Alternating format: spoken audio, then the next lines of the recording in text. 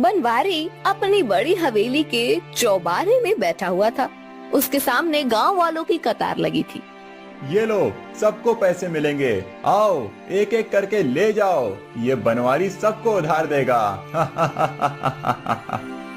बनवारी सबको रुपए उधार दे रहा था। आखिर में उसके सामने भैरव सिंह खड़ा था।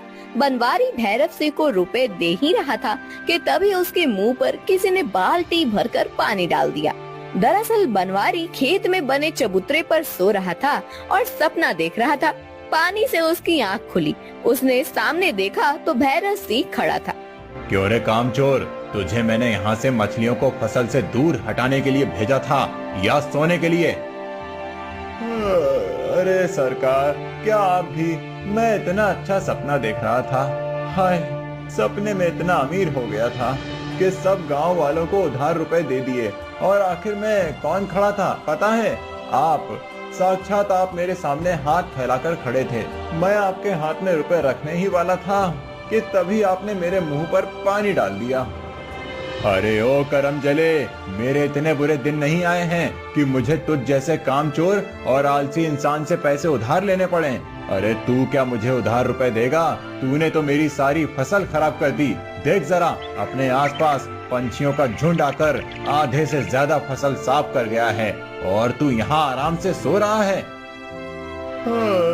अब जाने भी दीजिए सरकार, बेचारे पंछी इतनी दूर से मेहनत करके यहाँ उड़ते हुए आते हैं। थोड़ा कुछ खा लिया उन्होंने तो क्या बिगड़ गया? अरे नाश पीटे, एक तो गलती करता है और ऊपर से उस गलती को सही साबित करने पर तुला हुआ है। अरे तुझसे तो वो पंछी अच्छे हैं, अपना पेट पालने के लिए मेहनत तो करते हैं। हाँ, तेरा कुछ नहीं हो सकता। मुझे ही समझना चाहिए था। तुझे काम देने से पहले पूरे गांव में तेरे आलसीपन के किस्से मशहूर हैं, लेकिन मैं ही एक बेवकूफ था जो तुझे इतना जरूरी काम सौंप दिया। जा, निकल जा यहाँ से। मुझे तुझसे कोई काम नहीं कराना है, मैं किसी और को रख लूंगा। जी सरकार, मेरी मजदूरी तो दे दीजिए, 100 रुपए। शर्म नहीं आती पैसे मांगते हुए? अरे मेरा इतना नुकसान कर दिया और पैसे मांग रहा है? निकल जा अभी के अभी, नहीं तो 200 जूते मारूंगा। भैरव सिंह ने अपना जूता निकाला। ये देख बनवारी भाग गया। रास्ते में उसे उसका दोस्त भोला मिला। अरे बनवारी, भागते हुए कहाँ जा रहे हो? हाँ, ये भैरव सिंह भी पागल हो गया है, मुझे जूते से मारने चला था। अरे लेकिन हुआ क्या? अरे कुछ नहीं, मेरी जरा सी आंख लग गई और मैं सपना देख रहा था। तभी पंछियों ने आकर थोड़ी सी फसल खा ली। बस इतनी सी बात से गुस्सा हो गया और मुझे काम से निकाल दिया और मुझे जूते मारने वाला था। बोलो। अरे क्या बोलो, इतनी मिन्नतें करने के बाद तो सरकार माने थे तुम्हें काम पर रखने के लिए और तुमने वहाँ भी काम चोरी कर दी। अब क्या करोगे? अब क्या, देखता हूँ।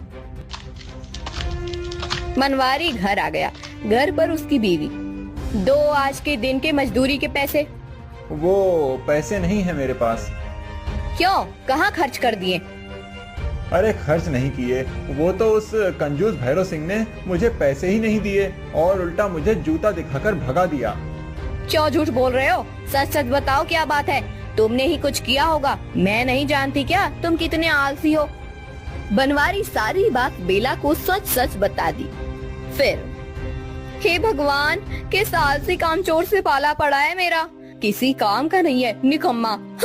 अरे क्या जरूरत थी काम के समय सोने की, ध्यान से काम नहीं कर सकते थे? ये नौकरी भी गई, अब क्या कमाओगे और क्या खाओगे? घर में अनाज का एक दाना नहीं है और तुम्हारी कामचोरी वाहवाहियों तो पूरे गांव में होती है। तुम्हें तो कोई 1 रुपया भी उधार न दे। हाँ, मैं जा रही हूँ अपने मायके, बाद में लौटूंगी। तब तक नया काम देख लेना, नहीं तो देखना मुझसे बुरा कोई नहीं होगा। और हाँ, मेरे पीछे पीछे वहाँ मत आना, जितनी बेइज्जती हुई है उतनी काफी है। मेरे मायके में 1 कदम भी रखा तो टांगे तोड़कर हाथ में दे दूंगी। हाँ, कामचोर कहीं का। बेला बनवारी को सुनाकर अपने मायके चली गई। बनवारी को बहुत भूख लग रही थी और घर में खाने के लिए कुछ नहीं था।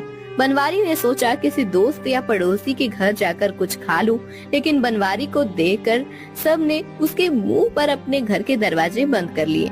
बनवारी बेचारा चलते चलते गांव से बाहर आ गया और एक गुफा तक पहुंच गया। उसने देखा कि गुफा के अंदर एक तपस्वी ध्यान में बैठे हैं। बनवारी ने देखा कि उनके पास एक फलों की टोकरी रखी है। फिर अरे वाह, इतने सारे फल।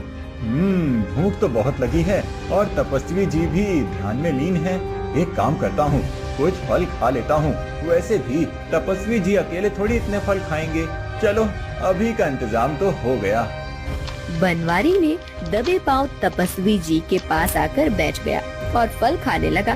कुछ देर के बाद उसका पेट भर गया और उसने बड़ी डकार ली। उस आवाज से तपस्वी का ध्यान भंग हो गया। उन्होंने आंखें खोली और कौन हो तुम बालक, और मेरी टोकरी से फल क्यों खाए तुमने? महामुनि, मैं गरीब असहाय मनुष्य हूँ। मेरा इस दुनिया में कोई नहीं है। एक पत्नी थी जो मुझे छोड़कर चली गई। गांव में भी मुझे कोई अपना नहीं मानता। भटकता हुआ मैं यहाँ तक आ पहुँचा। बहुत दिनों से भूखा हूँ, इसीलिए फल खा लिए। अच्छा। फिर तपस्वी ने बनवारी के सर पर हाथ रखा। अपनी योग माया से उन्हें बनवारी के बारे में सब सच पता चल गया। मूर्ख मनुष्य, एक तपस्वी से असत्य बोलता है। तू खुद एक कामचोर और आलसी व्यक्ति है, इसीलिए कोई तुझे अपना नहीं मानता। तेरी पत्नी भी तेरे इसी आलस से परेशान होकर तुझे छोड़कर चली गई है। अरे वाह, आपको तो सब सच पता चल गया। तू मेरी योग विद्या नहीं जानता। मैं सिर्फ किसी के सर पर हाथ रख दूं तो उसकी सारी कुंडली निकाल सकता हूँ। तू एक निहायती आलसी व्यक्ति है। तेरे इसी आलस की वजह से कहीं एक जगह पर तू काम के लिए नहीं टिक सकता। जहाँ भी काम करने जाता है, काम चोरी करता है और दूसरों का नुकसान करता है, और तुझे इस बात की जरा भी शर्म नहीं आती?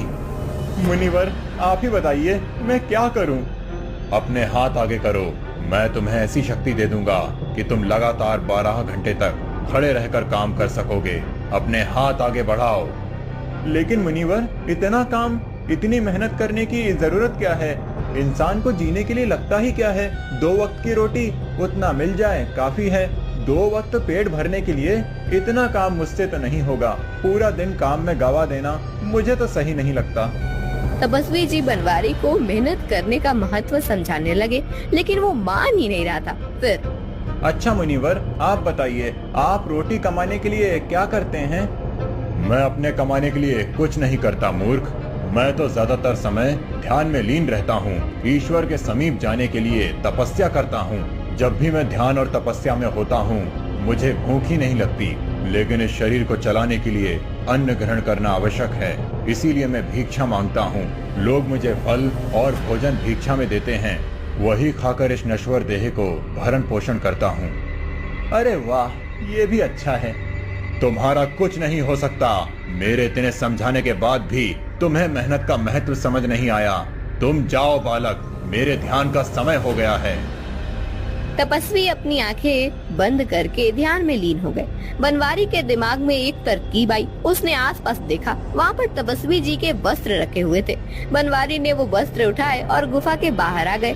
फिर नकली दाढ़ी मूछ लगाकर अपने गांव आ गया। किसी ने उसे नहीं पहचाना। बनवारी के घर के सामने जाकर, अलक निरंजन भिक्षाम देहि। माता, भिक्षा दो।